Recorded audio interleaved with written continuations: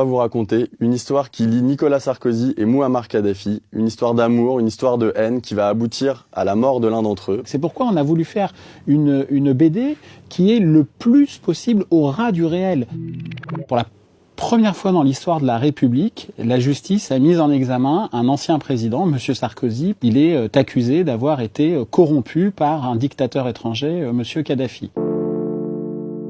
Dans un pacte de corruption, il faut qu'il y ait des intérêts convergents. Pour M. Sarkozy, d'après l'enquête judiciaire, c'est de pouvoir notamment financer sa campagne électorale victorieuse de 2007. Et au même moment, Mouammar Kadhafi, lui, souhaite revenir dans le concert des nations. Parce que M. Kadhafi était à la tête d'un État considéré comme terroriste. Et en fait, ces deux intérêts vont converger et on va assister à un rapprochement, à une lune de miel même. Pour la première fois, la France a été la seule démocratie occidentale à accueillir Mouammar Kadhafi comme nous l'avons fait en décembre 2007. Le tapis rouge, la tente bédouine de M. Kadhafi plantée dans les jardins de la République, les chasses privées, le château de Versailles privatisé pour le dictateur. La première étape de cette lune de miel, ça va être des valises de billets qui vont circuler de la Libye jusqu'à la France. C'est très pratique parce que ça permet de perdre la trace de l'argent. Les espèces ne laissent pas de traces, contrairement à des virements bancaires. Et donc, pour vous donner un exemple, on a le cas de Claude Guéant, qui à l'époque est directeur de campagne de Nicolas Sarkozy. Claude Guéant va, entre 2003 et 2013, selon les enquêteurs, ne tirer que 800 € de cash aux distributeurs sur les comptes de sa banque. Et ces mêmes enquêteurs suspectent Claude Guéant d'avoir, pendant la même période, utilisé au minimum 200 000 € de cash.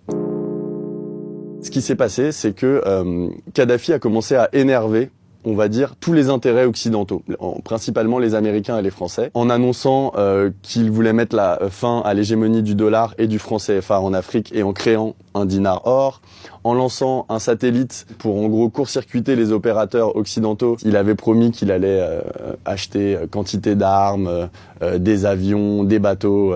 Il ne tient pas ses promesses. 3 ans et demi plus tard, les printemps arabes saisissent Benghazi, qui est une ville en Libye où il y a beaucoup de dissidents et de rebelles à la dictature et commence à mener une révolution. Et donc Nicolas Sarkozy va envoyer devant le Conseil de sécurité de l'ONU son ministre des Affaires étrangères, Alain Juppé, qui va décrocher au nom de la France le principe d'une guerre qui va s'avérer au fil du temps une guerre totale qui a abouti notamment à l'élimination de Mouammar Kadhafi.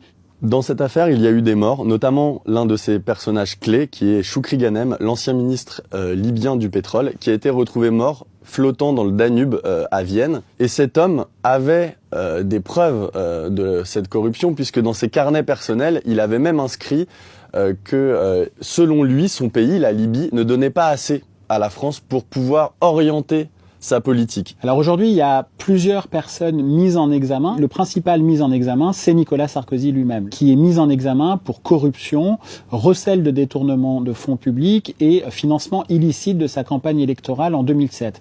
Il y a aussi son ancien ministre de l'Intérieur, Claude Guéant, qui a écopé d'à peu près 7 chefs d'inculpation, dont la corruption. Mais il y a aussi Éric Woerth, ancien ministre, mais qui fut surtout le trésorier de la campagne de 2007 et qui se trouve être l'actuel président de la commission des finances de l'Assemblée nationale, qui est un poste très puissant et très important dans la République française. Alors, quand on est mis en examen, ça veut dire que les juges estiment avoir recueilli un faisceau d'indices graves et concordants selon lesquels telle personne a commis potentiellement tel délit. Ça veut aussi dire qu'on est présumé innocent parce qu'on est pénalement coupable qu'à partir du moment où un tribunal a décidé de vous condamner.